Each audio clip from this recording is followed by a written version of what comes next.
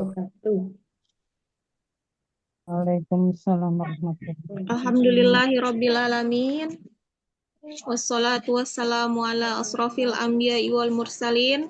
Sayyidina Muhammadin wa ala alihi wa sahbihi ajmain. Rabbi israhli sadri wa yassirli amri wahlul 'uqdatam min lisani yafqahu qawli. Alhamdulillah, puji syukur marilah kita senantiasa panjatkan kehadirat Allah Subhanahu wa taala atas limpahan rahmat, taufik, hidayah, dan inayahnya kepada kita semua, yang mana sampai saat ini kita dapat berkumpul bersama dalam pengajian rutin kita, Kitab Tauhid. Tak lupa sholawat dan salam semoga Allah senantiasa curahkan pada junjungan kita Nabi besar Muhammad Sallallahu Alaihi Wasallam beserta keluarga dan para sahabatnya, yang mana beliau adalah Nabi yang membawa dakwah Islamiyah sehingga kita semua dapat memperoleh ilmu dan tuntunan agama yang Allah ridhoi. Alhamdulillah, jazakumullah khair kepada teman-teman semua yang malam ini sudah menyempatkan waktunya untuk duduk di majelis ilmu. Sebelum kita mulai, marilah kita luruskan niat dan membaca doa menuntut ilmu. Bismillahirrahmanirrahim. Rabbi zidni ilma warzuqni fahma. Selanjutnya saya serahkan kepada Umsai untuk mengisi kajian malam ini. Insya Allah di bab 17 ya syafaat. Pada Umsai saya persilahkan. Bismillahirrahmanirrahim. Assalamualaikum warahmatullahi wabarakatuh. Waalaikumsalam warahmatullahi wabarakatuh. Alhamdulillahirabbil alamin wa bihi nasta'in ala umuri dunya waddin wa ala alihi wa sahbihi ajma'in. Rabbi shrah li sadri wa yassir li amri wahlul 'uqdatam min lisani yafqahu qawli, amma ba'du. Alhamdulillah teman-teman, segala puji syukur kehadirat Allah Ta'ala atas segala nikmat iman, Islam, dan kesehatan tentu saja. Allahumma inna nas'alukal afwa wal afiyah. Nikmat sehat itu tidak terkira ya. Dulu saya berpikir katanya nikmat Allah nggak bisa dihitung gitu kan. Terus kadang-kadang kita lupa sama nikmat Allah yang padahal kita terima tercurah. Saya dulu mikir nikmat yang mana gitu kan. Nggak taunya makin berumur makin terasa bahwa nikmat sehat itu nikmat yang tidak ternilai. Benar nggak Mbak Ira? Bener banget. Kalau yang terukur tuh yang 74 kilo emas itu terukur. Nah, Tapi kan batinnya nggak akan tenang itu. oh tidak, itu hilang nikmat. Membela nikmat yang terukur, hilanglah nikmat yang tidak terukur. Rugi nggak tuh? Iya. Rugi ya. Keluar rumah sendiri aja udah nggak berani sekarang. Dalam nggak tuh ngobrol sama Mbak Ira? Baik, auzubillahi minasyaitonir ya, kita sekarang tentang syafaat. Tadi sholawat setelah salam juga udah diajak kita menyampaikan untuk Nabi kita Muhammad SAW di sama Mbak Empi ya. Sekarang saya langsung saja ke bab kita malam ini, yaitu tentang syafaat. Ya, kenapa syafaat masuk ke dalam bab tauhid? Karena kita lihat di footnote-nya, syafaat itu sering dijadikan dalil oleh kaum musyrikin dalam memohon kepada malaikat, ya kepada nabi, juga kepada wali. Kata mereka biar dapat syafaatnya segala macam kayak gitu. Nah, kata mereka masih pakai apa sih, ngeles ya bahasanya. Kami nggak mohon sama mereka kok, cuman buat ngedeket-deket aja. Mungkin dengan adanya mereka kita bisa lebih dekat sama Allah Ta'ala dan bisa memberikan kita syafaat di sisi Allah Ta'ala. Tetap yang ngasih syafaat Allah, cuman kan karena mereka orang soleh. Nah, ini omongan ini diatur sedemikian rupa biar kelihatannya benar. Maka dalam hal ini, dalam bab ini kita akan uraikan bahwa syafaat yang mereka harapkan itu adalah percuma. Ya, dipikir dia punya orang dalam gitu ya, kata Teh Prita. Jadi kalau orang ngomong kayak begitu berarti itu adalah percuma. Kenapa? Bahkan itu masuknya kepada kesyirikan karena syafaat itu hanyalah hak Allah semata. Ya, syafaat itu hanya hak Allah semata. Maka ada yang nanya lagi kan, katanya kan memang nabi-nabi kita punya eh apa namanya, jatah syafaat untuk dibagikan ke umatnya. Ada memang, tapi nanti ada 3 unsur dari syafaat tersebut. Yang itu harus ada. Kalau nggak ada syafaat. Maka di sini tidak ada yang dapat memberikan syafaat kecuali dengan izinnya bagi siapa saja yang dapat ridhonya Allah Ta'ala. Baik, kita lihat di sini eh, dalil yang pertama. Bismillahirrahmanirrahim. Anzir bihil ladzina yakhafuna ay yuhsyaru ila rabbihim. Laisa lahum min dunihi waliyyun wala syafi'un la'allahum yattaqun. Dan berilah peringatan dengan apa yang diwahyukan itu kepada orang-orang yang takut akan dihimpunkan kepada Tuhannya pada hari kiamat nanti, sedangkan mereka tidak memiliki seorang pun pelindung dan pemberi syafaat selain Allah agar mereka bertakwa. Artinya kita tuh harus sadar sesadar-sadarnya, harus aware, ya harus paham dan apa ya bahasanya, harus tahu bahwa ntar di akhirat nanti, ya di hari kiamat nanti kita nggak punya pelindung dan nggak punya yang bisa memberikan syafaat kecuali Allah saja. Jadi artinya sekarang apapun yang kita lakukan tuh benar-benar Allah dulu, Allah lagi, Allah terus. Nah, di sini surat coba kita lihat surat Az-Zumar ayat 3 dulu sebelum ke Az-Zumar ayat 44 ya. Dan orang-orang yang mengambil pelindung selain Allah itu berkata, kami tidak menyembah mereka, melainkan supaya mereka mendekatkan kami kepada Allah dengan sedekat-dekatnya. Az-Zumar ayat 3. Jadi emang perkataan kayak gitu sudah Allah tahu dari dulu. Kalau kita bilang, jangan itu, jangan ngarep, jangan apa makanya itu tadi yang orang bilang eh apa namanya? Jangan minta di kuburan. Enggak, kita nggak minta sama kuburan. Kan ini kuburan orang soleh, kuburan wali. Kita cuman biar siapa tahu doa di sini lebih terkabul gitu. Mana lebih terkabul? Doa di kuburan apa doa di majelis ilmu? Di majelis ilmu. Oh, di Nah, majelis ilmu. iya, sudah jelas dalilnya kan. Doa di majelis ilmu terkabul. Doa di kuburan kagak ada ceritanya begitu kan ya. Jadi kita lihat lagi di sini. Setelah Az-Zumar ayat 3, maka dikasih surat Yunus ayat 18. Dan mereka menyembah selain daripada Allah apa yang tidak dapat mendatangkan kemudaratan kepada mereka dan tidak pula mendatangkan kemanfaatan. Tapi mereka berkata, mereka itu cuma pemberi syafaat kepada kami di sisi Allah. Jadi banyak ya ngeles-ngelesnya mereka untuk membenarkan apa yang mereka lakukan. Nah, kemudian kita sekarang coba kita kupas makna syafaat. Kita kupas tuntas makna syafaat. Syafaat itu apa sih? Cara bahasa, syafaat itu artinya dia asal kata adalah syafa'a yashfa'u. Syafa'a yashfa'u. Syafa'a yashfa'u. Syafa'a yashfa'u itu artinya menjadikan sesuatu jadi dua. Menjadikan sesuatu menjadi dua. Wah, bahaya nih kalau suami ngomong sama istrinya. Ira, kata abang. Aku mau syafa'a yashfa'u. Oh jadiin dua loh, Ra.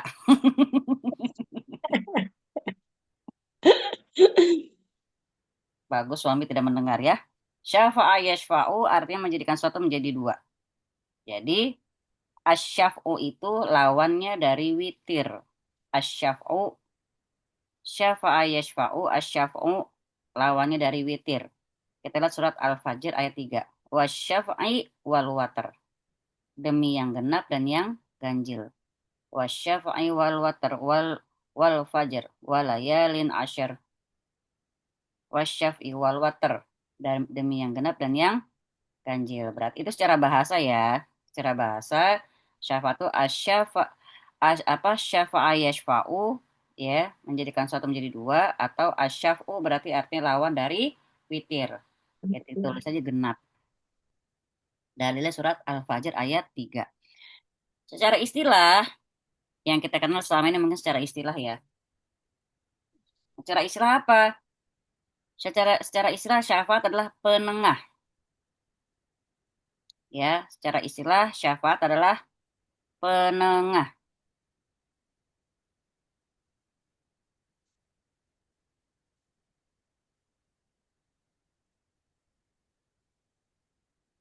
Syafaat adalah penengah. Bentar.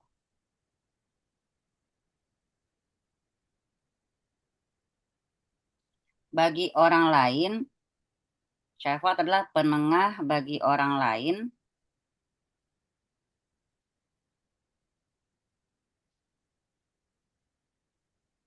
dengan memberikan manfaat kepadanya atau menolak mudarat.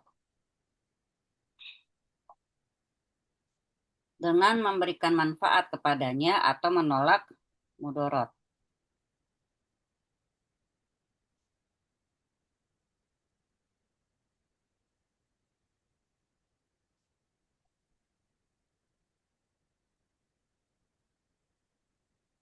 Saya mau kasih dulu tentang 3 pilar utamanya syafaat. 3 pilar utama syafaat. 3 pilar utama syafaat.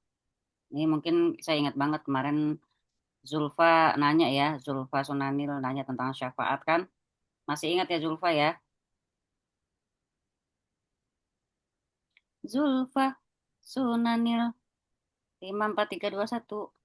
Oh lagi ambil minum kayaknya. 3 pilar utama syafaat. Apa? Jadi untuk terjadinya syafaat di akhirat nanti, dia harus memenuhi 3 unsur. Kalau 3 unsur utama ini nggak terpenuhi, nggak akan ada syafaat. Pertama, adanya asyafi. Ya, asyafi. 1, asyafi. Adanya asyafi. Siapa asyafi? Teman-teman tulisnya kayak gini ya. Bentar. Saya kasih di chat. Asyafi. Lah, say. Ini typonya mengerikan sekali. Asyafi. Ya, asyafi. Siapa asyafi? Pihak yang memberikan syafaat. Asyafi itu pihak yang memberikan syafaat. Oh, gak apa-apa sayangku. Jadi tadi Mbak Zulfa sudah dengar, tapi dia lagi bingung klik yang mana buat speaker. Emang kalau dadakan begitu suka bingung kita. Al. Al. Mas.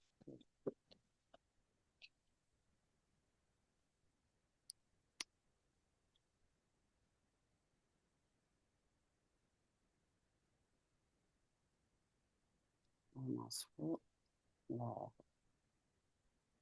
Yang memberikan syafaat siapa contohnya? Ayo, Nabi. Zaira, Ibu. Siapa Mbak Heni? Oh, Nabi bukan Ustazah. Betul. Yang memberikan syafaat siapa contohnya? Seperti Nabi kita Muhammad Shallallahu Alaihi Wasallam. Yang kedua, para malaikat. Ketiga, orang beriman. Ada, tapi entar, gitu ya. Jadi yang pertama adalah asyafi. Pakai koma di sebelah i, saya lupa. Asyafi itu pihak yang memberikan syafaat. Yang kedua, al-masfu' lahu. Di chat tulisannya. Yang kedua, al-masfu' lahu. Yang kedua adalah al-masfu' lahu.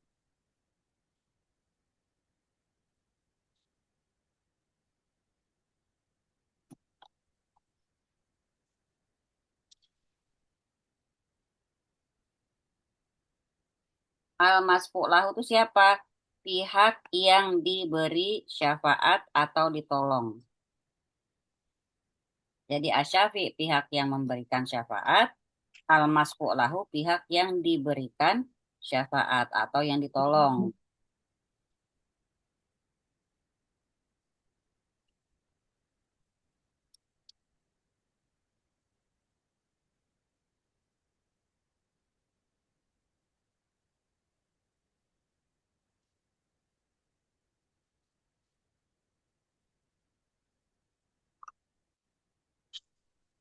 Apa tadi yang kedua Mbak Ira? Al-masfu' lahu, Pihak yang diberi syafaat atau pihak yang ditolong? Siapa? Dalam Kita kurung manusia. manusia yang memenuhi syarat. Mm-mm. Lah di dunia buat nolong aja harus ada syaratnya kan? Betul tidak? Betul. Betul. Yang ketiga, al-mashu indahu. Ada di chat saya tulisnya. Al-mashu indahu. Siapa al-mashu indahu? Allah Azza wa Jalla yang memberikan izin dan pengabulan. Berarti tetap yang ujungnya ke Allah lagi gitu. Nabi pengen kasih, kita memenuhi syarat buat nerima, tapi Allah nggak ngasih, nggak dapet. Tetap ya, ujung-ujungnya Allah lagi. Makanya yang kita kejar sejak sekarang adalah ridhonya Allah. Motonya Tauhid adalah Allah dulu, Allah lagi, Allah terus.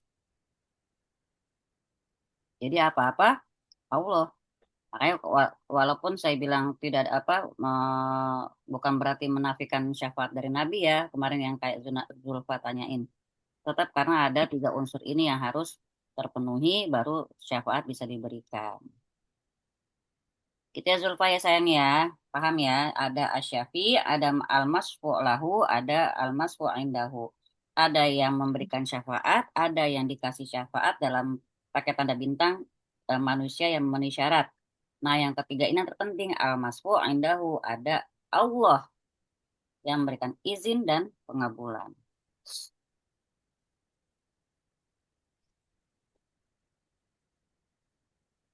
Itu unsur 3 pilar syafaat. Nah, kalau kita yang ngomong soal syarat terjadinya syafaat, karena syafaat nggak bisa dikasih sembarangan.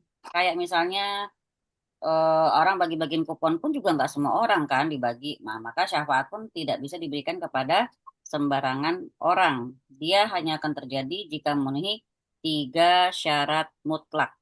3 syarat mutlak syafaat apa? Tak catat ya. 3 syarat mutlak terjadinya syafaat. 3 syarat mutlak terjadinya syafaat.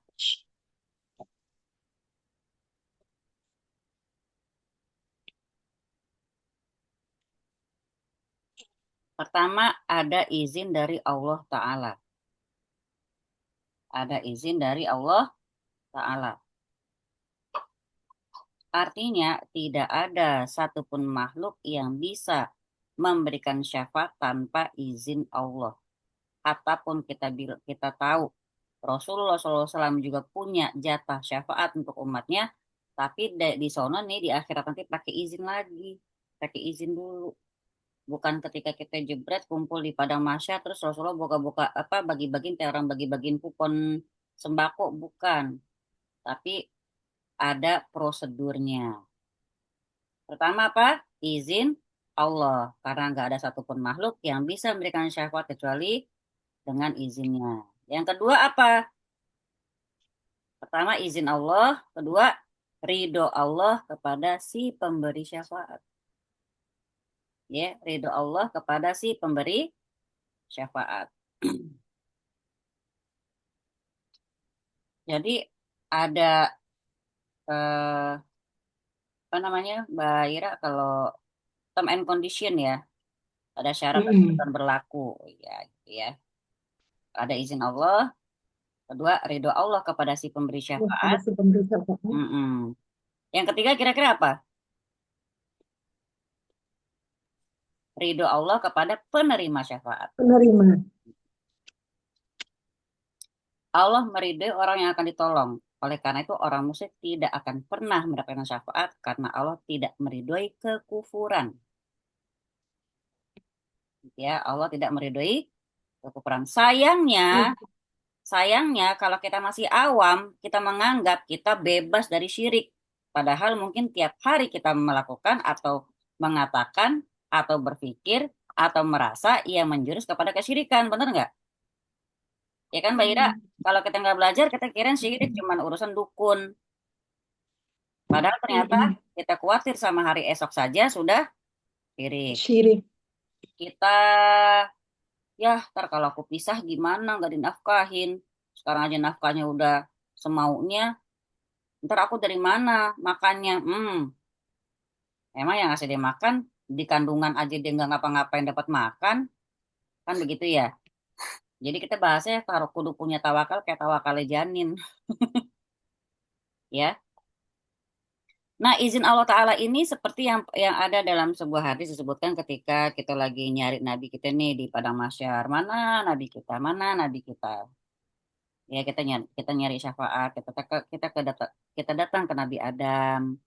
Nabi Adam bilang, aku nggak bisa memberikan syafaat. Aku dulu juga punya salah sama Allah. Malu lah beliau. Datang ke Nabi Nuh bilang nggak bisa karena anaknya aja nggak bisa dia selamatkan. Datang ke Nabi Musa bilang dia juga punya track record pernah sampai orang terbunuh walaupun beliau tidak bermaksud untuk membunuhnya. Datang ke Nabi Isa, apa kata Nabi Isa? Umatku saja menuhankan aku, gimana aku memberikan syafaat gitu. Kita lagi bingung kayak anak ayam nyari induknya. Mana Nabi kita? Mana Nabi kita sallallahu alaihi wasallam? Ternyata Nabi kita lagi ngapain? Lagi minta izin sama Allah Ta'ala. Nabi lagi ngadap Allah, lagi sujud dengan sujud yang lama di hadapan Allah. Memuja-muji Allah dengan nama-namanya yang 99 bahkan lebih.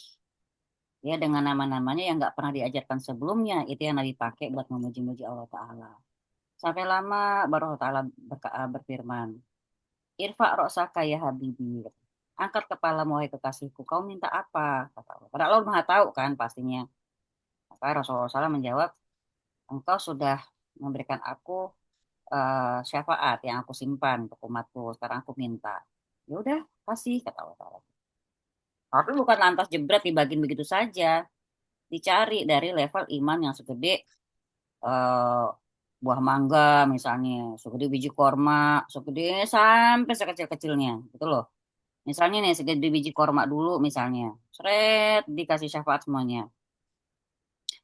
Selesai habis yang punya iman sebesar biji korma, ya masih ada yang imannya lebih kecil dari itu. Rasulullah ngadap lagi ke Allah, nggak semena-mena beliau, nggak langsung lancang memberikan syafaat ke semuanya, enggak.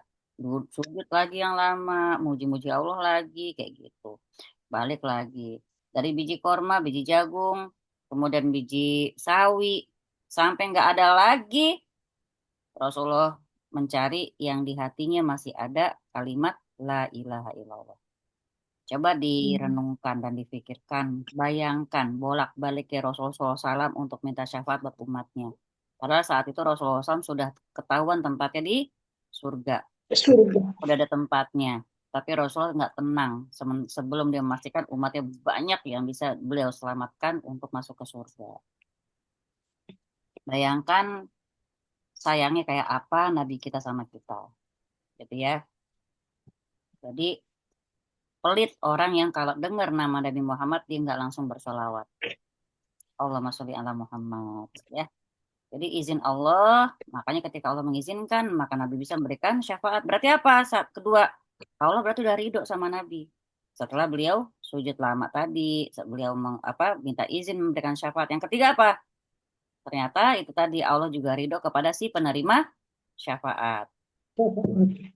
Masya Allah ya, prosedurnya tidak sesimpel pikiran kita. Dulu Mbak Ira kira-kira pernah nggak berpikir tentang syafaat itu? Pokoknya Nabi kita punya syafaat, kita dibagiin. Bener kan?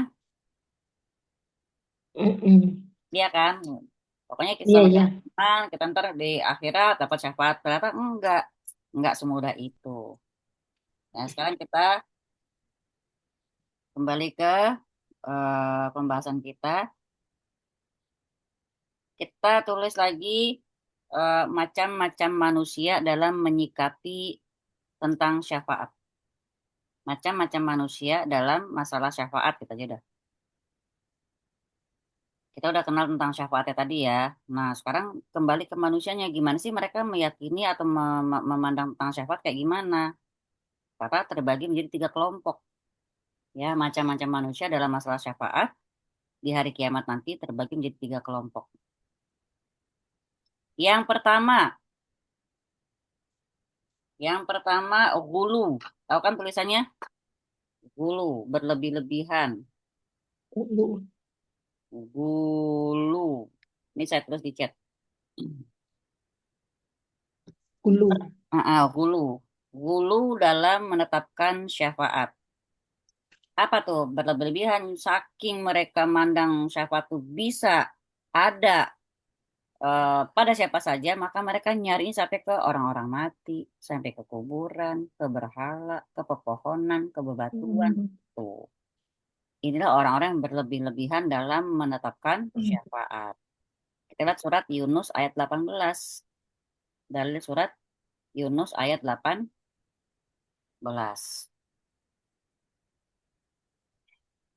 Pertama adalah orang-orang yang gulu dalam menetapkan syafaat hingga mereka mencarinya kepada orang-orang mati, ke kuburan, ke berhala-berhala, pepohonan dan bebatuan. Dalil surat Yunus ayat 18. Coba dibaca terjemahannya Mbak Heni. Tunggu Om, belum siap. Yunus 17. Tunggu Om, malah deg-degan. Aduh, bala bantuan, tolong bala bantuan. Gempe, gempe, gambangkeun. Ampun, tolong. Yunus atau Yusuf? Yunus kan? Yunus 2 ayat 8. Ayat berapa? Ini Yunus yang udah ketemu. Kitab surat Yunus 18. 18 siap. Dan mereka menyembah selain Allah. Wa yu'buduna min dunillah. Ketemu Om Sai. Ya. Bismillah. Dan mereka menyembah selain daripada Allah apa yang tidak dapat mendatangkan kemudaratan kepada mereka dan tidak pula kemanfaatan. Dan mereka berkata, mereka itu adalah pemberi syafaat kepada kami di sisi Allah. Katakanlah, apakah kamu mengabarkan kepada Allah apa yang tidak diketahuinya, baik di langit dan tidak pula di bumi? Maha suci Allah dan maha tinggi dan dari apa yang mereka persekutukan itu. Bodoh nggak mereka? Banget. Ya kan? Mereka bilang apa yang mereka sembah itu bisa, padahal nggak bisa datang. Bahasa gini, apa yang mereka sembah itu bisa nggak nyubit mereka, nampar mereka? Nggak bisa kan? Nggak bisa. Bisa. Terus ngasih kita duit emas 74 kilo, bisa nggak tuh? Coba. Ya kan. Ya kan, Mbak Ira? Kalau bisa minta kita mau pohon yang Mbak Ira ya. Itu kalau kayak gitu orangnya disebut apa ya Ustazah? Masuk kategorinya apa? Yang mana? Yang ini. Enggak kan kita tuh nggak minta dari dia gitu kan. Tapi kita kan cuman dia perantara. Itu apa ngomongnya berarti? Ya itu namanya itu apa namanya ahlul apa penyembah penyembah kubur ya memang pasti jawabannya seperti itu. Ya mereka termasuk orang yang hulu dalam menetapkan Dulu, oke. tentang syafaat. Jadi mereka bilang justru kalau kalau yang disebut di suratnya lebih parah lagi Mbak Heni. Mereka itu nyembah, ngarep, yakin sama sesuatu yang padahal nggak bisa memberikan kemudaratan buat mereka juga nggak bisa ngasih mereka manfaat. Tapi mereka yakin kalau yang mereka sembah itu bisa memberikan syafaat pada mereka nanti di sisi Allah. Kacau kan? Jadi dia pede berat gitu ya Nah, maksudnya. mungkin kalau sekarang mungkin kalau kita bayangin patung nggak kebayang ya. Coba bayangin. Saya pernah juga ke rumah orang yang di rumahnya ada 17 foto para wali. Ah, Dia sangat takzim sama foto-foto tersebut. Itu foto loh. Orang juga udah nggak ada gitu ya. Makanya syirik itu sangat-sangat halus ya kalau orang yang awam. Karena mereka kita tegur pasti orang ya jelas lah dia nyembah Allah, sholat segala macam, rajin ngaji. Tapi itu tadi buat apa?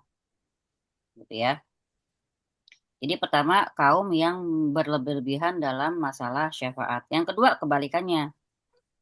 Gulu dalam menafikan syafaat. nggak percaya ya berarti. Gulu dalam menafikan syafaat. Siapa yang masuk ke sini? Kaum Mu'tazilah dan Khawarij. Kaum Mu'tazilah dan Khawarij contohnya.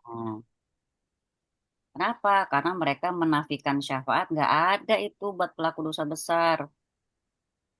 Pokoknya dosa, dosa kamu. Kerak neraka. Wih. Kafir. Serem amat ya. Kamu Mu'tazilah Dan Khawarij. Oh, Khawarij. Mbak, Mbak Ira pas udah kenyang baca tentang Mu'tazilah, Khawarij. Kalau dulu yang sering masih aktif di FB kan, pasti sering baca tuh. Yang akunnya ungu-ungu dan abu-abu, pasti akan sering membahas Khawarij, Khawarij. Ya, mereka menafikan syafaat bagi pelaku dosa besar dan menyelisihi dalil-dalil yang mutawatir dari Quran dan Sunnah dalam penetapan syafaat. Kalau ngomong syafaat, terus suka-suka Allah. Siapa yang Allah mau kasih kan gitu kan? Bukan kita wilayah syafaat itu bukan bukan bukan otoritas kita gitu ya. Nah, lalu yang ketiga, kaum yang bersikap pertengahan dalam masalah syafaat. Kaum yang menetapkan kaum yang bersikap pertengahan dalam menetapkan syafaat. Gimana maksud pertengahan? Ya pokoknya mereka sesuai dengan yang Allah dan Rasulnya sebutkan aja, sesuai yang ada di Quran, sesuai yang ada di hadis. Mereka beriman, mereka nggak dulu dan tidak juga meremehkan. Betul, artinya tiap orang punya kesempatan, jelas. Bahasanya nih Mbak Rini, pokoknya kita harus husnuzon sama Allah terus sampai di akhirat nanti. Hatta pun kita masuk neraka, nauzubillah, tetap husnuzon sama Allah gitu. Orang husnuzon tuh nggak akan rugi. Yang penting tahan banting. Ketiga, orang yang kelompok yang pertengahan dalam menetapkan syafaat ya sesuai dengan yang disebutkan oleh Allah dan Rasulnya. Mereka beriman dan mereka tidak gulu tapi nggak juga meremehkan. Siapakah ini? Ahlus sunnah wal jamaah. Akidahnya ahlus sunnah wal jamaah.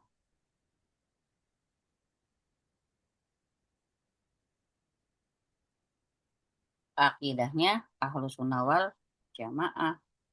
Mereka nggak gulu tapi mereka juga nggak meremehkan.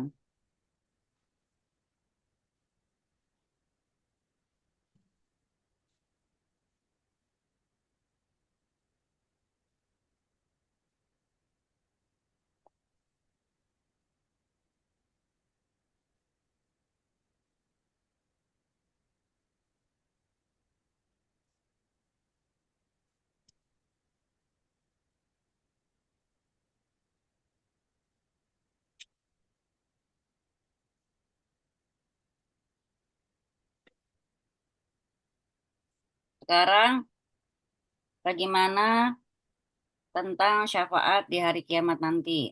Ya, syafaat di hari kiamat nanti terbagi menjadi dua.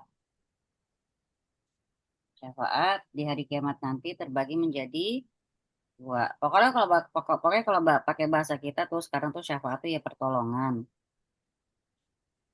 eh Contohnya apa ya? Hmm, Kamu menjadi tapi kalau ini kan syafaat tentang syafaat nanti ya di hari kiamat ya. Syafaat di hari kiamat nanti terbagi jadi dua. Pertama, syafaat yang khusus buat Rasulullah Shallallahu Alaihi Wasallam. Ya, syafaat yang khusus bagi Rasulullah Shallallahu Alaihi Wasallam. Hmm.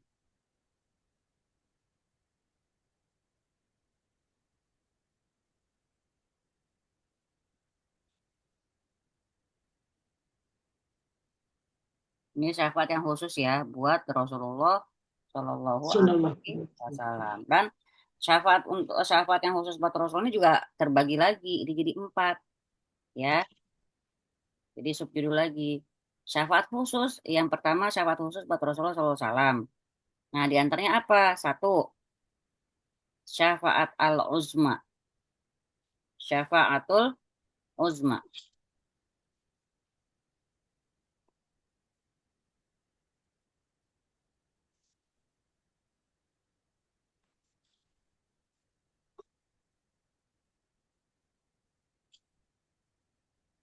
Apa sih syafaatul uzma? Kalau kita boleh bilang, kita lihat tulisannya uzma. Uzma itu dari agung ya, besar, dahsyat. Berarti kalau kita bilang syafaatul uzma, pertolongan agung dari Nabi Muhammad SAW di padang mahsyar nanti untuk seluruh umat manusia. Ya, Masya Allah, itu menegangkan loh. Jadi gini, kalau kita lihat pembahasannya, syafaatul uzma, apa syafaatul uzma? Dia adalah pertolongan Allah pertolongan yang agung dari Nabi Muhammad SAW di padang mahsyar nanti yang akan dia berikan kepada seluruh umat manusia. Untuk apa? Untuk mohon kepada Allah agar segera memulai hari hisab. Kenapa? Udah nggak sanggup nunggu lama. Jadi syafaat itu bukan yang kita jebret masuk surga ting gitu, enggak. Pertama tuh syafaat tuh ternyata itu untuk minta supaya cepetin dong hisapnya, cepetin dong, ini udah lama banget kita nunggu. Udah nggak tahan kita nunggu di padang mahsyar. Apa? Mereka meminta untuk dimulai saja hari hisap, yaitu hari perhitungan amal, karena manusia udah nggak sanggup lagi menahan penderitaan menunggu kepastian. Teman-teman, yang namanya berada dalam situasi yang tidak pasti kan bikin pegel kan, bikin capek. Nggak usah disuruh di Iya. sambil duduk tiduran aja capek loh batin kita, apalagi diri orang ngantri, ya kan? Maka ini disebut syafaat uzma ini pertolongan paling besar karena memang untuk seluruh umat manusia. Kalau kita bilang seluruh umat manusia berarti apa? Mukmin kek, kafir kek, nggak ada kecuali. Karena semua lagi mengalami kebingungan, keputusasaan massal di padang mahsyar. Ih, Nauzubillah ya.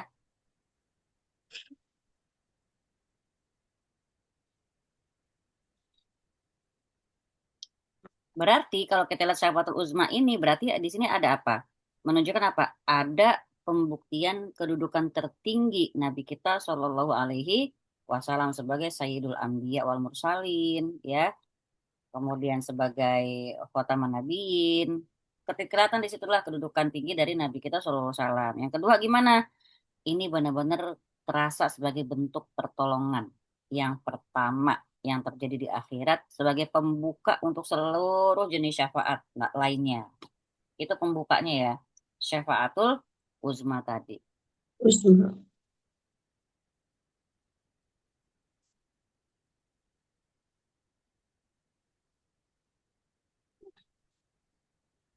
Itu yang pertama dari syafaat khusus Nabi. Yang kedua gimana? Apa kedua? Yang kedua adalah syafaat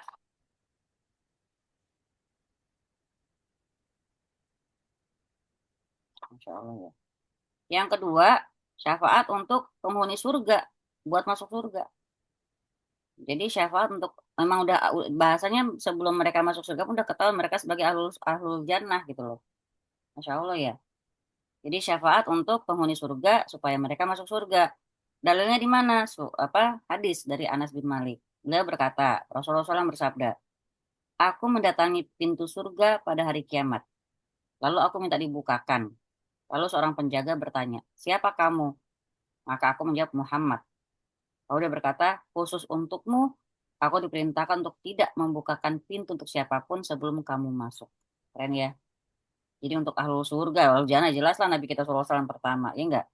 Maka pertama kali itu dia mengetok pintu, maka kata mereka, selain kamu enggak ada siapapun yang boleh masuk sebelum kamu masuk. Hadis riwayat Muslim nomor 197. Hadis riwayat Muslim nomor 197.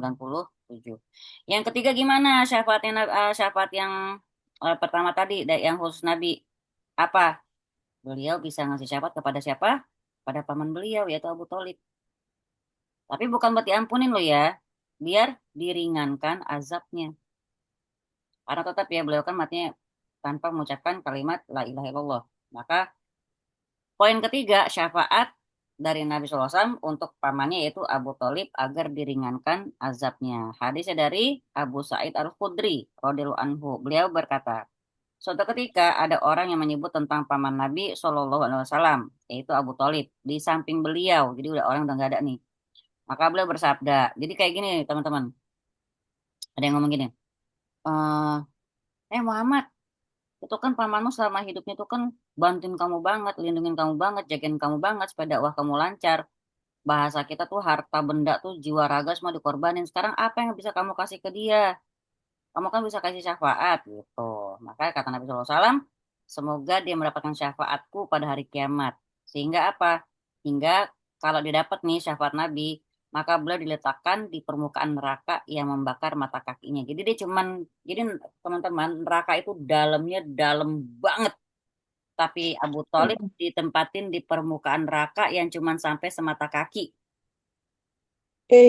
Nah, tapi walaupun begitu kata Nabi, cuma semata kaki, tapi otaknya mendidih. Aduh. Gimana yang sampai dalam? Ya. Jadi kalau mau tahu dalamnya neraka tuh kayak lembah, gelap, panas. Kata Nabi SAW waktu lagi kumpul sama para sahabat kan dengar suara batu. Dung gitu kan. Lalu para sahabat saling pandang dan bertanya, itu apa ya Rasulullah? Kata Rasulullah SAW, itu adalah suara batu yang dilemparkan 70.000 tahun yang lalu, sekarang baru sampai neraka. Aduh. Nah, kita udah pernah, itu dia Mbak. Kemarin di Quran juga dibilang apa? Bahan bakar neraka siapa? Batu dan manusia. Batu terbuat dari manusia. Semoga ya kita jangan sampai kita jadi bahan bakar neraka ya, nauzubillah. Maka di sini seringan-ringannya syahwat Nabi untuk pamannya itu pun bisa membuat otaknya mendidih. Maka kita lihat lagi hadis dari Jabir bin Abdullah. Kata beliau apa? Nabi SAW ditanya tentang Abu Thalib. Apakah status kenabiannya beliau bisa bermanfaat buat pamannya? Maka kata Nabi, bisa bermanfaat. Aku keluarkan dia dari kerak jahanam menuju ke permukaan neraka. Cuma sampai segitu. Ya, makanya kan nanti insya Allah nih di buku kita nih ada tuh. Nabi tuh diri. Nabi panggil pamannya, Nabi panggil bibinya, Nabi panggil anaknya Fatimah. Wahai Fatimah putri Muhammad, mintalah apapun yang kamu pengen di dunia ini, minta sama aku. Tapi sekali-kali nanti di akhirat aku tidak bisa menjadi penolong untuk kamu. Itu Fatimah loh ya. Gimana kita? Ngandelin kita umatnya Nabi pasti masuk surga. Tetap aja amal kita dilihat sama Allah Ta'ala. Serem ya. Nah, kayak tetap sekarang intinya gini teman-teman. Ujian kita entah dari pasangan, ujian kita entah dari orang tua, mertua, ipar, ujian kita entah dari anak, ujian kita dari siapapun, jangan pernah menggoyahkan teman-teman untuk terus menjadi orang baik. Kenapa? Kebaikan kita untuk kita sendiri. Jangan pernah menunda-nunda untuk menjadi solihah. Karena apa? Solihah itu buat kita sendiri, entah di akhirat. Kalau capek, sedih, berat, bayangin aja ntar capek, nunggu nggak pasti di padang mahsyar. Nah, disitulah ketika manusia udah putus asa, capek dengan penderitaannya, ada lagi hadis yang menyebutkan pada hari kiamat nanti, ketika udah nggak ada lagi naungan, ya, di padang mahsyar nanti nggak ada lagi naungan, udah habis naungan. Orang-orang yang dulu di dunia sering bersedekah, mereka dinaungi oleh sedekah-sedekahnya. Makanya kenapa orang sedekah sekarang berasa berat? Karena sebenarnya sedekah itu bermanfaat buat dia sampai di padang mahsyar nanti. Kenapa yang ngomongin naungan? Karena matahari cuma satu jengkal. Mbak Ira di sana panas bagaimana rasanya Mbak Ira? Itu masih Iya. jauhnya kan? Gimana satu jengkal Bu? Matahari satu jengkal. Kita nggak pakai sendal, bawah kita perak. Coba ya. Jadi apapun yang bisa kita lakukan saat ini, jadilah orang baik. Nggak usah lihat kanan kiri, nggak usah lihat ke depan belakang, nggak usah lihat siapapun. Kalau kita jadi orang baik. Habis kebaikanku nggak berbalas, suamiku begini, nggak usah lihat itu. Ya, lihatnya Allah aja udah. Allah dulu, Allah lagi, Allah terus. Susah saja, susah. Susah memang, tapi masya Allah gitu ya. Itu tadi pertama syafaat khusus untuk Nabi Shallallahu Alaihi Wasallam. Sekarang yang kedua, syafaat yang umum. Tadi masih sampai yang 1.1, 1.2, sampai 1.3 masih syafaat untuk paman Rasul. Iya udah, sekarang nomor 2-nya syafaat umum. Nah, tadi kan satu yang syafaat khusus bagi Rasulullah. Sekarang syafaat umum bagi Rasulullah dan siapa saja yang dikehendaki oleh Allah. Jadi yang kedua adalah syafaat yang umum bagi Rasulullah SAW dan siapa saja yang dikehendaki oleh Allah. Jadi kita ngebahas syafaat aja makin ngerti ya Mbak Mirna ya. Wah ternyata begitu ya syafaat itu ya. Aku pikir tinggal terima doang. Ternyata tidak semudah itu. Tidak semudah itu. Iya, kirain tinggal sholawat sehari 1000 kali. Tetaplah kita beramal soleh ya. Sekarang yang kedua Izin gimana? mau sholat asar. Monggo.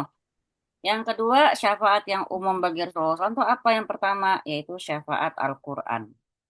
Nah, bergembiralah yang Masya Allah masih rutin ngaji, apalagi yang banyak hafalan suratnya, Masya Allah. Yang nggak punya hafalan surat, jangan sedih. Yang baca masih terbata-bata, jangan sedih. Allah tuh maha adil, Allah tuh maha penyayang. Ada hadisnya. Jadi ibaratnya orang yang bacanya lancar dengan yang terbata-bata, Allah kasih pahala 2 kali lipat lebih banyak pada orang yang masih terbata-bata. Keren kan? Kenapa? Karena Allah lihat usaha dia. Masya Allah. Hmm. Jadi nggak usah sedih, Hmm. udah lancar, gue belum. Enggak, yang penting kita tekun, ngaji terus. Gitu. Dan jangan lupa belajar. Tahu kita belum bisa, takutnya kan salah ngucapin huruf ya. Baik, yang pertama syafaat Quran yaitu kata Rasulullah SAW gini. Rasulullah SAW bersabda kok kata Rasulullah SAW.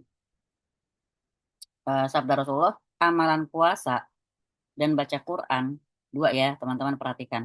Amalan puasa dan baca Quran akan memberikan syafaat bagi seorang hamba di hari kiamat. Keren ya, udah rajin ngaji, rajin puasa. Makanya susah buat ibu-ibu penyayang seperti saya. Sayang lihat makanan kalau nganggur. Sayang kalau nggak dihabisin. Gitu. Ya Mbak Mirna. Sama Om. Itu orang nggak tegaan ya nggak? Ketegaan. Nggak tega buang makanan. Iya kan? Makanya. Aduh. Jadi padahal dua ini, amalan puasa dan baca Quran akan memberikan syafaat buat seorang hamba di hari kiamat. Gimana? Puasa berkata, ya Rob, kata puasa ya, aku telah membuat dia menahan diri dari makan dan syahwat di siang hari.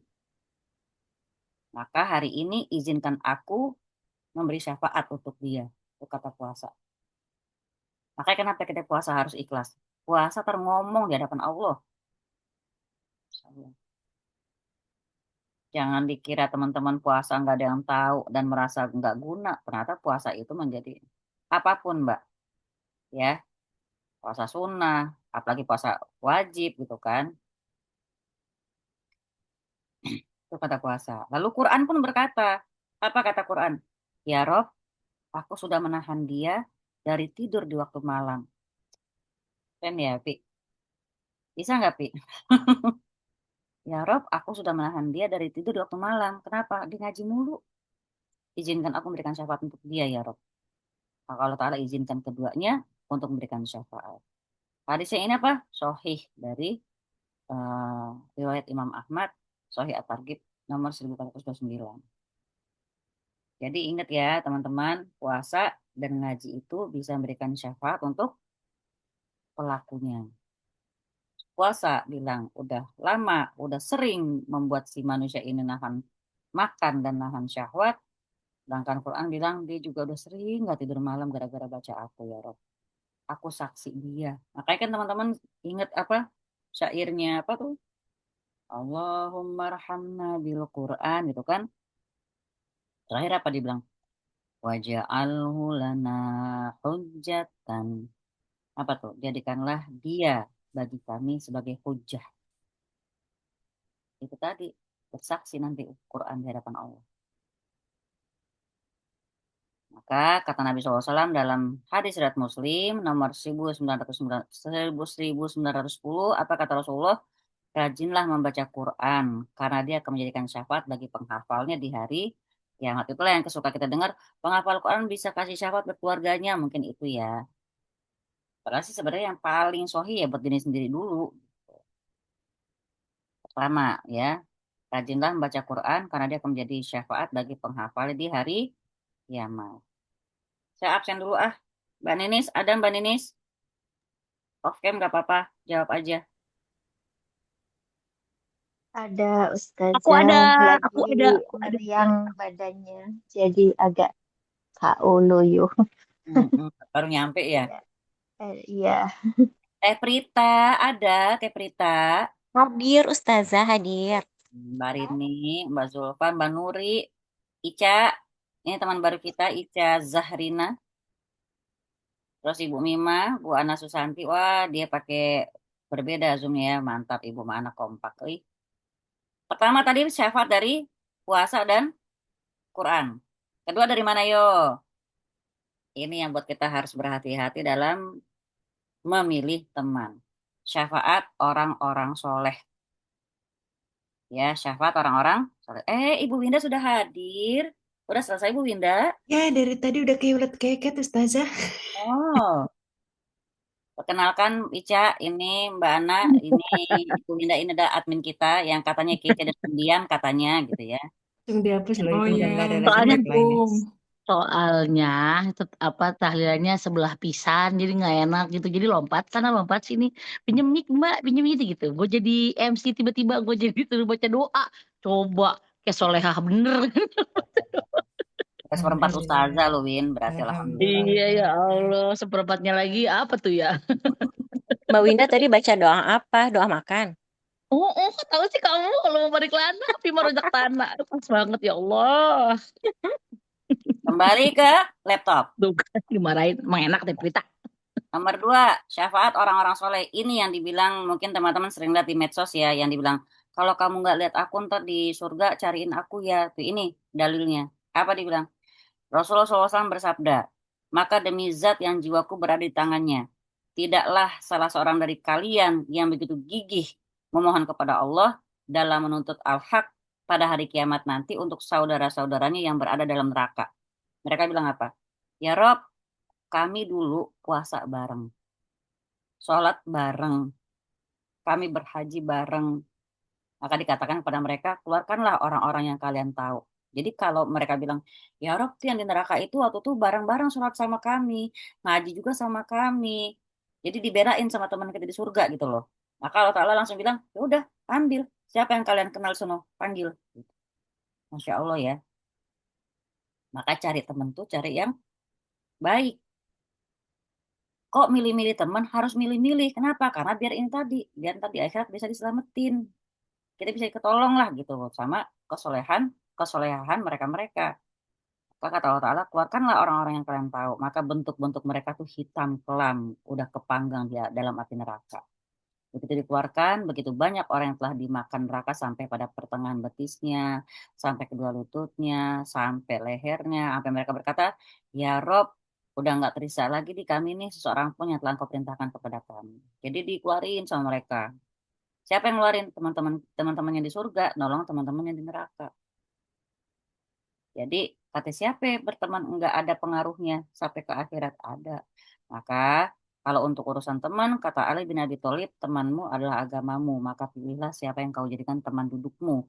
Berarti apa? Emang harus milih-milih teman duduk. Apa teman duduk? Teman curhat, teman ngaji, teman nongkrong, walaupun cuma teman ngopi, harus dipilih.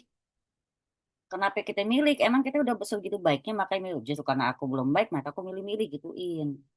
Apalagi teman hidup, pilih. Iya, Cak. Enggak ada Cak, kok aku dipanggil. Saya mau panggil yang garis-garis mana lagi nih. Oh iya, Bu. Itu ya, apalagi teman hidup, harus kita pilih, Cak. Kata Ali bin Abi Thalib, temanmu adalah agamamu. Kenapa? Biar ntar di akhirat bisa saling ngebelain. Ica tuh teman kita yang ngaji dulu ya Rob. Senin malam, walaupun cuma Zoom. Terus ada lagi teman Ica umroh haji, misalnya Ica tuh sama kita waktu dulu. Ica tuh sama kita ke kajian. Ya udah panggil ambil sono. Kata Allah gitu. Masya Allah kan. Makanya carilah dari sekarang teman-teman yang soleh. Yang ketika kita bersama mereka kita ingat sama Allah. Tapi dua makna ya. Kalau kita sama dia ingat sama Allah, bab dia lihat tiap lihat temannya langsung bab dia astagfirullahaladzim ingat sama Allah gitu maksudnya kan tuh beda makna itu ya. Maksudnya Ya, Ustazah. Kenapa deh? Nah, ya insya Allah ya semoga kita bisa mendapatkan teman-teman yang baik. Sampai di sini eh, ada yang mau bertanya dulu? Silakan. Saya kasih dalil tadi dulu ya ke syafaat tadi ya, yang syafaat punya syarat-syarat tadi. Yang dibilang nggak ada yang bisa memberikan syafaat kecuali Allah Ta'ala, surat Al-Baqarah 225. Surat Al-Baqarah 225. Dan kemarin kita juga udah belajar tentang ciri fisik malaikat kan. Malaikat segitu banyaknya, syafaat mereka nggak berguna sedikit pun, kecuali kalau Allah udah izinin. Ya, An-Najm 26.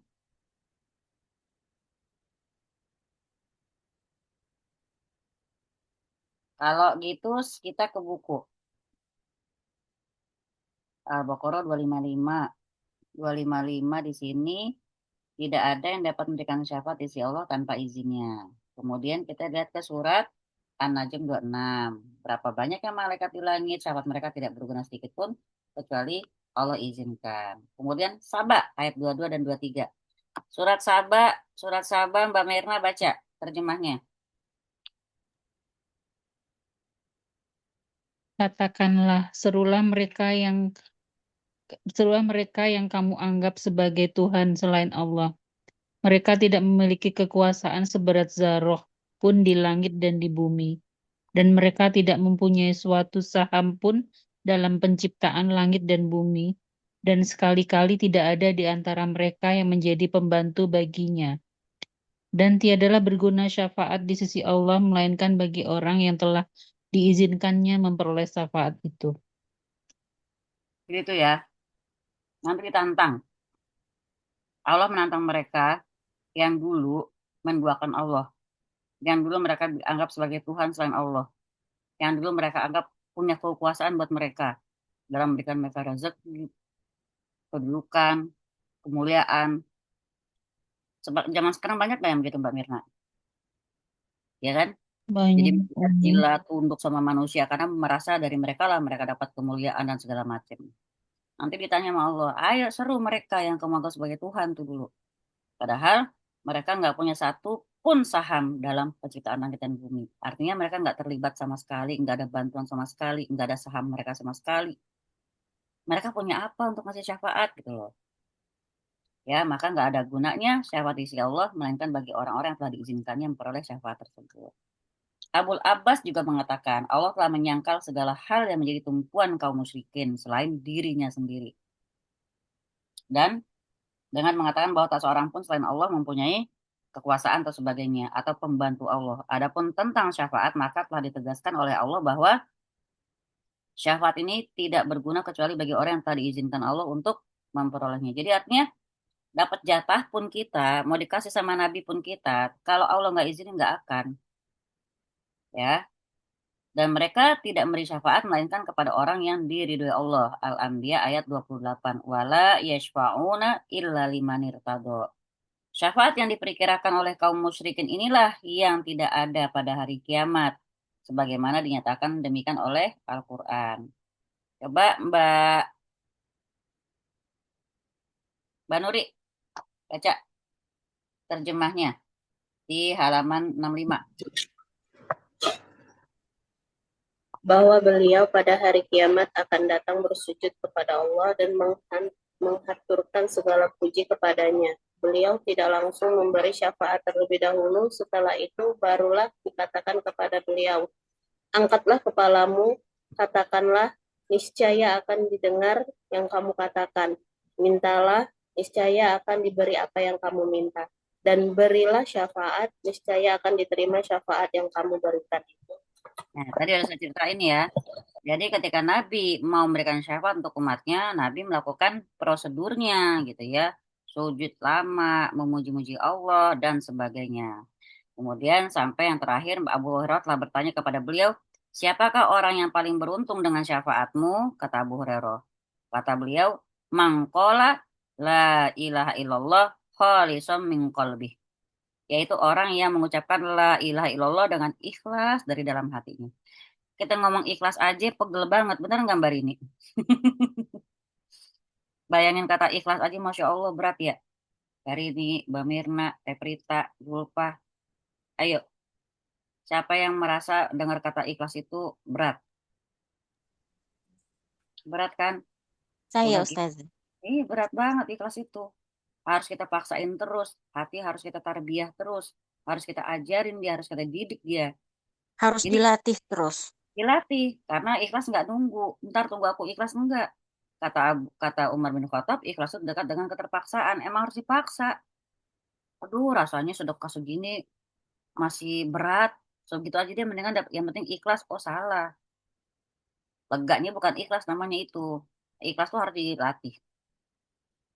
Makanya orang yang mengucapkan la ilaha illallah dengan ikhlas dari dalam hatinya itu yang beruntung dengan syafaat Nabi. Yang kayak gimana? Anda pikirin sendiri dah. Masalah ikhlas itu cuma teman-teman semua yang bisa tahu di hati teman-teman sekalian. Kapan kita merasa ikhlas ngucapin la ilaha illallah? Ketika pertolongan nggak datang-datang, job ke gap terus, hampir berhasil batal lagi, hampir berhasil batal lagi, susu anak habis, anak-anak sakit, pemasukan nggak ada, ya. Terus eh, sanggup gak untuk mengatakan nggak ada Tuhan selain Allah dengan ikhlas dari dalam hati? Ya nggak, Pi?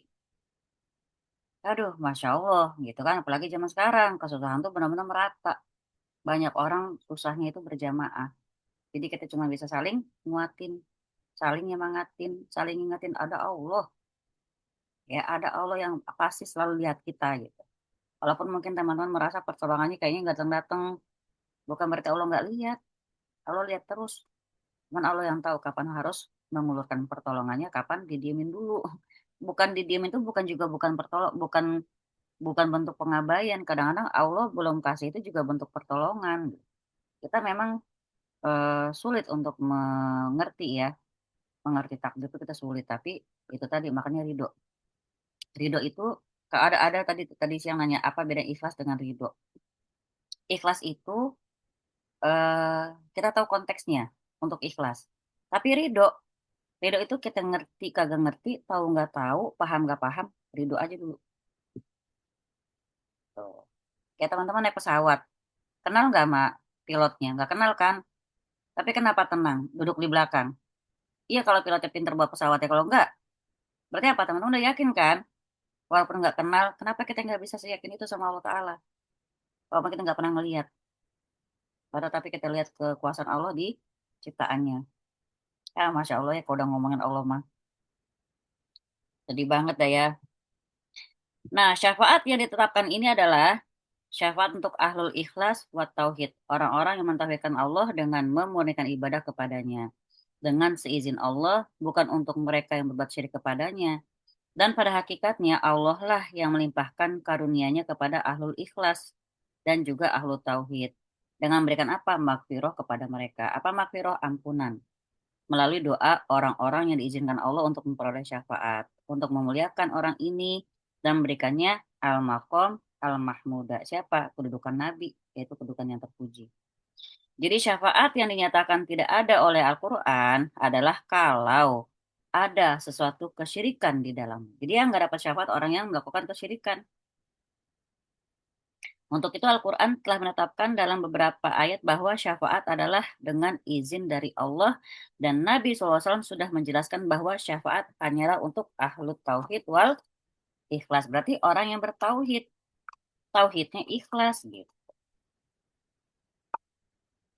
Ini sepi, hening, karena bayangin entar syafaat berat bener, apa karena ngantuk?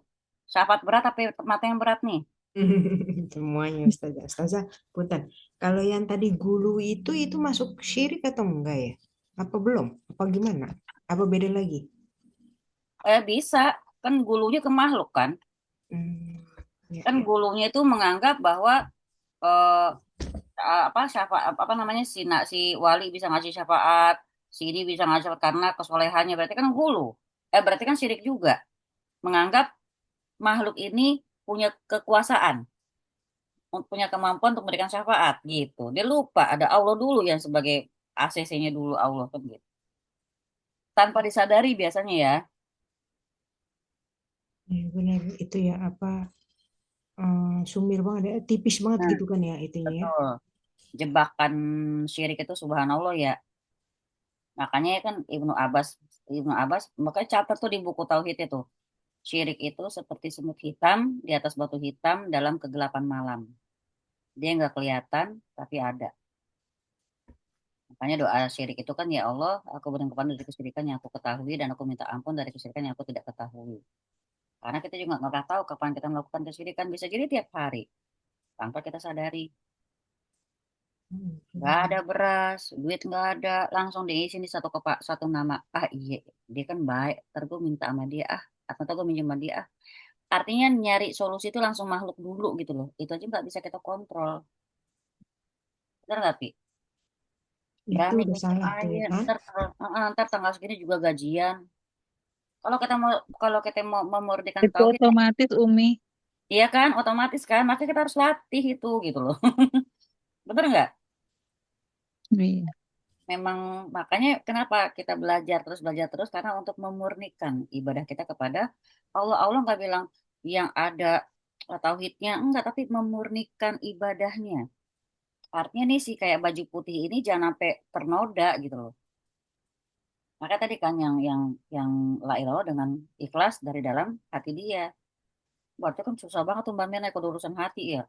Kita bisa aja ikhlas di sini nih, bisa berusaha. Insya Allah saya percaya teman-teman bisa bilang ikhlas bisa, bukan fake, bukan palsu ya. Tapi kadang kita nggak sadarin loh, jauh di hati yang paling dalam mungkin masih ada sedikit ngeganjel, kita nggak tahu. Gitu ya. Itu namanya min syarril waswasil khannas. Pokoknya setan nggak akan pernah ninggalin kita tanpa waswisnya. Kita ke kandungan bab ini. Nomor 1 Mbak Rini, nomor 2 Mbak Mirna, nomor 3 Mbak Heni, 4 Empi, 5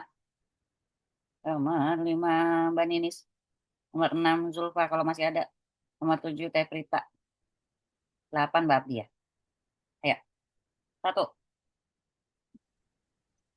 Tafsir ayat tersebut di atas. Izin Ustazah, Ayat Ana gua dulu lagi jaga bayi. Monggo. Footnote-nya Mbak Rini. Iya, tafsir ayat tersebut di atas. Ayat pertama dan kedua menunjukkan bahwa syafaat seluruhnya adalah hak khusus bagi Allah. Ayat ketiga menunjukkan bahwa syafaat tidak diberikan kepada seseorang tanpa izin dari Allah. Ayat keempat menunjukkan bahwa syafaat diberikan oleh orang yang diridhoi Allah dengan izin darinya. Dengan demikian, syafaat adalah hak mutlak Allah. Tidak dapat diminta kecuali darinya, dan menunjukkan pula kebatilan syirik yang dilakukan oleh kaum musyrikin dengan mendekatkan diri kepada malaikat atau nabi dan orang-orang yang saleh untuk meminta syafaat mereka. Ayat kelima mengandung bantahan terhadap kaum musyrikin yang mereka itu menyeru selain Allah, seperti malaikat dan makhluk-makhluk lainnya, karena menganggap bahwa makhluk-makhluk itu dapat mendatangkan manfaat atau menolak mudarat, dan menunjukkan bahwa syafaat tidak berguna bagi mereka karena syirik yang mereka lakukan, tetapi hanya berguna bagi orang-orang yang mengamalkan tauhid, dan itu pun dengan seizin Allah. Makin jelas ya tentang syafaat ya. Jazakillah Mbak Rini. Nomor 2. Syafaat yang dinyatakan tidak ada adalah syafaat yang terdapat di dalamnya unsur syirik. Contohnya.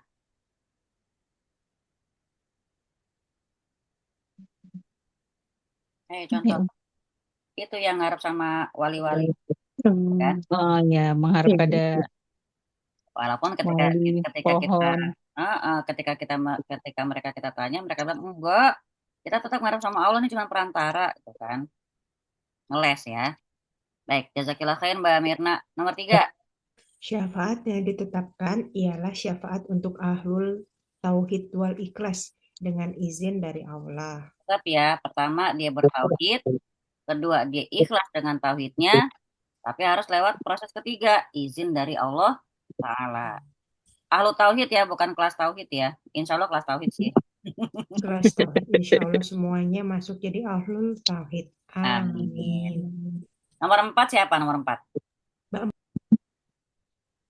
Disebutkan tentang syafaat kubro, yaitu al-maqam al-mahmud.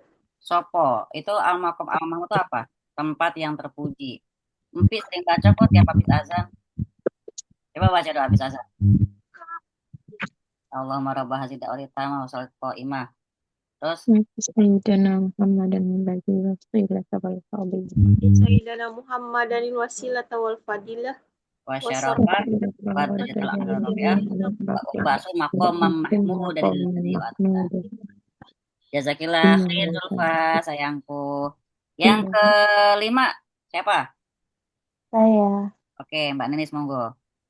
Apa yang dilakukan oleh Rasulullah Shallallahu Alaihi Wasallam ketika hendak memberi syafaat, bahwa beliau tidak langsung memberi syafaat terlebih dahulu, akan tetapi bersujud dan menghaturkan segala puji kepada Allah. Maka apabila telah diizinkan Allah, barulah beliau dapat memberi syafaat. Nah, teman-teman perhatikan ya, sekelas Rasulullah SAW, selevel Rasulullah memberikan syafaat saja, beliau melakukan sujud dulu kepada Allah Ta'ala. Enggak main ngasih. Maaf banget. Coba yang pada hulu, yang pada bergantung sama, maaf banget ya, yang di dunia ini masih misalnya minta keberkahan wali kah, keberkahan kiai kah. Ayo, Rasulullah SAW aja nggak lancang, izin dulu deh sama Allah Ta'ala. Ya, kita kepada orang-orang soleh di sekitar kita meminta keberkahan ilmunya bukan dengan sekedar yang namanya minum air kobokannya, bukan, tapi kita kumpul di majelisnya, belajar ketika beliau menyampaikan ilmunya seperti itu. Jadi jangan salah yang namanya bilang dapat berkah ilmu dari kiai atau dari habib. Dengan apa berkah? Ya, duduk di majelisnya, bukan sekedar minta air doang, bukan. Gitu ya. Zulfa dapat giliran kan ya? Nomor berapa sayang? Yang keenam, Umi. Oke, monggo. Siapakah orang yang paling beruntung dengan syafaat beliau? Siapa? Ayo. Manusia. Itu kan pertanyaannya Abu Hurairah kan? Ya Rasulullah, siapakah yang beruntung dengan syafaat darimu? Apa kata Rasulullah? Paman. Nanti. Orang Abu Thalib. yang... Ya? Bukan? Tadi udah disebutin. Apa kata Rasulullah? Mangkola la ilaha illallah khalisan min qalbi. Paling ikhlas mengucapkan. Iya. Distabiloin Julfa biar nggak lupa. Ya, jadi siapa yang paling beruntung sama syafaat Nabi? Orang yang ngucapin la ilaha illallah tapi dengan ikhlas dari dalam hati. Sekarang cek lagi amalnya kita, cek lagi istighfar kita, cek lagi zikir kita, ikhlas enggak karena Allah. Oh ya. Baik, jazakillah khair Zulfa. Nomor 7 tadi Mbak Abdia ya, Pak Teprita. Saya. Monggo. Nomor 7, syafaat tidak diberikan kepada orang yang berbuat syirik kepada Allah. Contoh. Salah satunya yang tadi disebutkan Abi Thalib, pamannya Rasulullah. Rasulullah hanya bisa memberikan syafaat untuk diperingan hisabnya, bukan syafaat untuk masuk surga. Masya Allah. Ya, itu paman lo ya, paman beliau. Ya, semoga Allah Ta'ala menyelamatkan kita, menjaga kita ya, keimanan kita, menjauhkan kita dari kesyirikan, baik secara sadar maupun tidak sadar. Yang 68 tadi Mbak Abdia kehalangan, saya yang baca. Keterangan tentang hakikat syafaat sudah selesai. Insya Allah syafaat sudah jelas, makna syafaat secara bahasa, secara syariat, secara istilah ya, kemudian syaratnya dapat syafaat, ya 3 pilar syafaat tadi. Gimana? Ada yang ngasih syafaat, ada yang menerima, ada yang meridhoi si pemberi syafaat. Gitu ya. Jazakumullah khair. Ada yang mau nanya nggak nih? Silakan. Ustazah, mau tanya. Ya, monggo. Gini, saya nggak tahu ya ini berkaitan atau enggak. Tapi fenomena yang ada sekarang kan orang-orang kalau misalnya menginginkan sesuatu gitu ya, aku pengen beli rumah, pengen kebeli apa dan sebagainya gitu ya. Banyak yang bilang sholawatin dulu. Satu, apakah itu termasuk meminta syafaat atau itu tidak diperbolehkan, itu gimana ya Ustazah? Oke, ini pertanyaannya bikin merinding disco ini ya.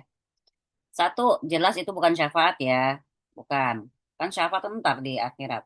Syafaatnya Nabi SAW. Satu. Kedua,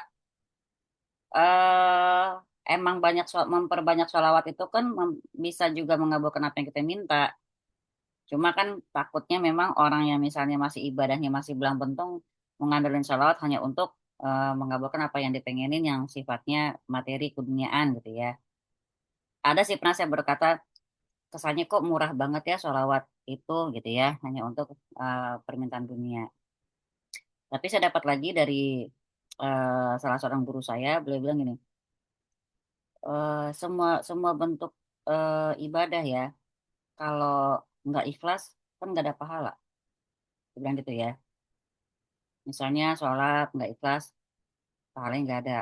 Sedekah nggak ikhlas, pahalanya nggak ada. Cuman satu-satunya yang walaupun dia nggak ikhlas tapi ada pahalanya, yaitu sholawat gitu katanya. Jadi ya bahasa kalau kata ulama sih gini ya bahasanya.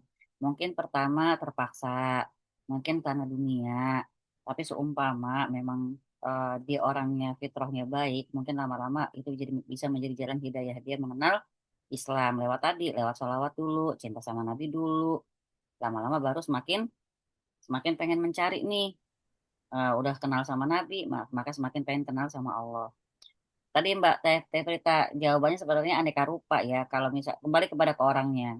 Kalau cuma ngandelin sholawat saja, terus jadi seakan-akan kalau kita pakai kacamata tauhid sih sebenarnya takutnya jadi kayak syirik lagi kepada sholawat itu sendiri. Ya enggak Win? Nah, iya betul iya. Iya. Terus kalau kalau dalam kitab Adawa-Adawa, kata Imam Ibnul Qayyim Al-Jauziyah rahimahullah, melakukan amalan akhirat tapi tujuannya dunia itu hina. Nah, sekarang mau ngambil yang mana gitu aja sih, gitu ya. Masalahnya kan itu tadi urusan hati itu urusan si hamba dengan Allah Ta'ala. Nah, cuman itu tadi kalau misalnya sering terkabul, lantas menganggap dengan sholawat saja bisa ngabulin. Lama-lama sholawat, sholawat, sholawat. Lama-lama takutnya menganggap sholawat Nabi ini lebih keren daripada istighfar, daripada la ilaha illallah kan ngeri. Kayak orang bersumpah demi Allah sama demi Rasulullah kan. Nah, iya benar. Iya. Ya kan? Gak usah pakai demi Rasulullah, udah demi Allah cukup. Enggak, kalau nggak pakai demi Rasulullah, kayaknya orang tuh nggak percaya loh. Berarti menempatkan Rasul di atas Allah dong. Kayak kurang mantep kalau kata orang, sebagian orang.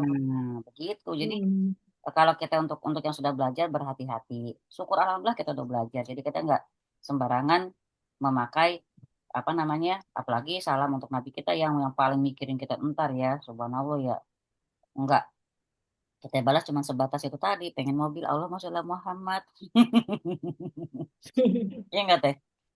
Masya Allah. Allahumma sholli ala Sayang Muhammad. banget ya. Sayang banget. Dia harus belajar sirah Nabi. Dia harus tahu Nabi cintanya kayak apa sama dia. Gitu. Kalau udah tahu, elah lewat mobil gitu. Insya Allah. Amin. Jazakallah khair teh pertanyaannya. Semoga bisa menjawab. Karena ini juga kalau bilang, ide nggak boleh tuh berarti kita serem juga ya kalau mencap orang seperti itu kan. Ya yang jelas dia belum paham saja bahwa salawat itu lebih dari itu sebenarnya nilainya. Gitu Teteh Prita Khalidah. Jazakallah khair. Ada yang mau nanya lagi? Satu lagi sebelum diplototin sama Mbak Winda. Iya, ntar Hari ini penutupnya Mbak Winda. Nanya dong apa? Nanya gitu. Kan tadi kan dibilang harus menebar kebaikan karena kebaikan itu berbalik untuk diri sendiri ya ya. Hakikatnya sendiri. Iya, qadarullah kan orang tua Umpi kan sekarang kan masing-masing kan sudah punya pasangan ya Setelah bercerai itu masing-masing punya pasangan lagi gitu kan.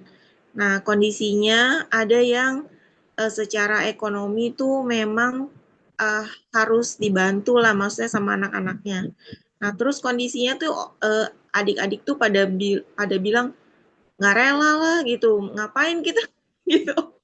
Maksudnya ngapain itu kalau buat orang tua sendiri, ibu sendiri atau bapak sendiri gitu, mereka ridho gitu kan maksudnya. Tapi kalau untuk pasangannya itu gimana Nggak boleh. Berarti mereka nggak ridho.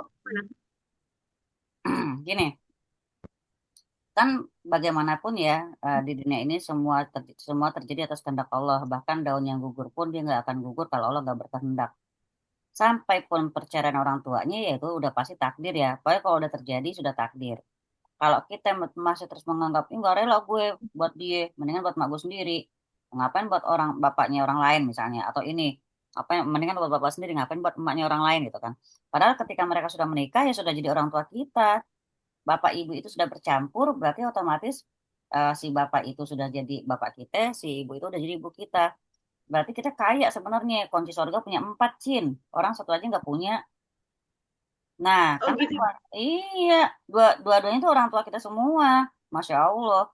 Makanya setan tuh nggak pengen orang ini anak-anaknya dapat manfaat dari kunci surga tersebut. Dikasihlah bisikan supaya nggak ikhlas, nggak ridho. Bukan mereka yang nggak ridho, Allah nggak ridho sama mereka. Oh, Ngeri kan? Iya nggak, Win? iya, iya, iya, Allah iya. nggak Baik ridho lagi dengan kayak gitu ya mereka. kata-katanya ya. Iya. Maksudnya baik lagi ya. MPO-nya gitu. Ya kan, seperti omongan yang bukannya kita yang nggak mau berkorban, Allah yang nggak terima korban kita. Sekarang kalau mereka bilang nggak ridho aku, ya Allah nggak ridho sama kamu, ngeri Kak. Sedangkan ridho Allah, ridho walidain, ridho Allah ada pada ridho orang tua. Dia bikin orang tua yang nggak ridho karena dia nggak ridho, kagak dapat ridho Allah juga. Ih ngeri banget itu kan, auzubillah. Yang namanya yang namanya takdir itu mau baik, mau buruk, mau suka nggak suka sudah terjadi, terima. Iya, iya, iya, Ya iya. kan, Pi?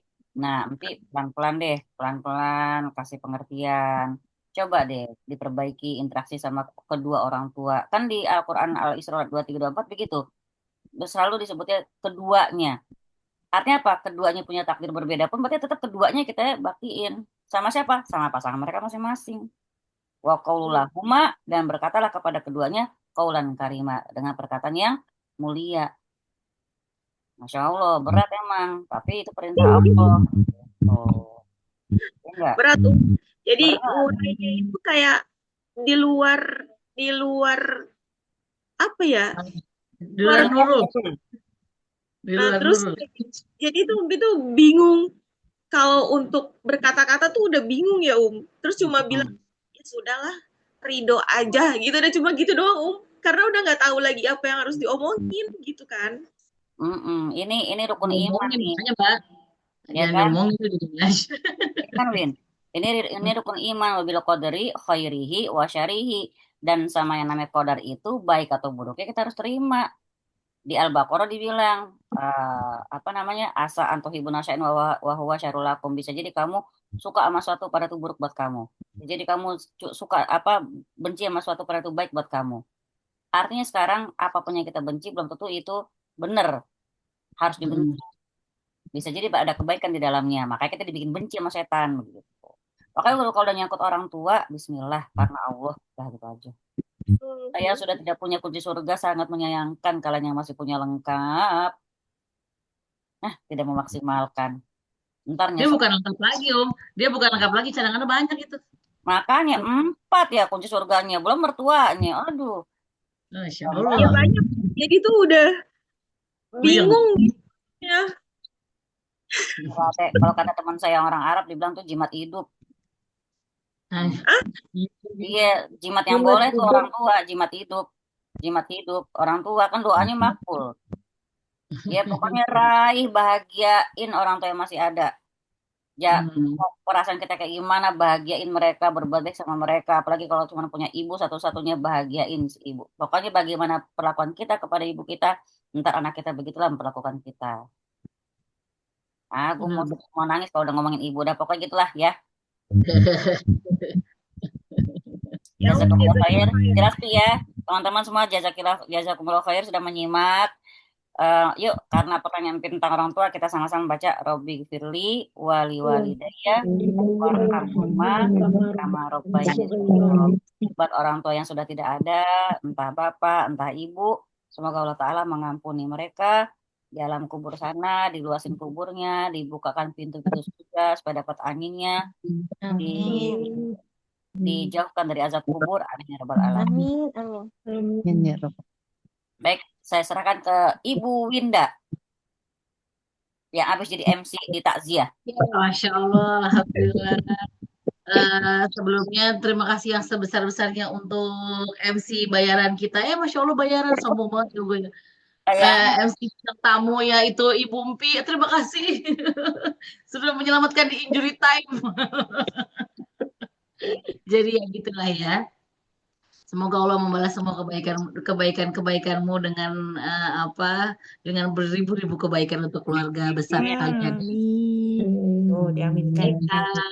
Mari kita akhiri malam ini dengan membaca istighfar, hamdalah, dan doa kafaratul majelis. Astagfirullahaladzim.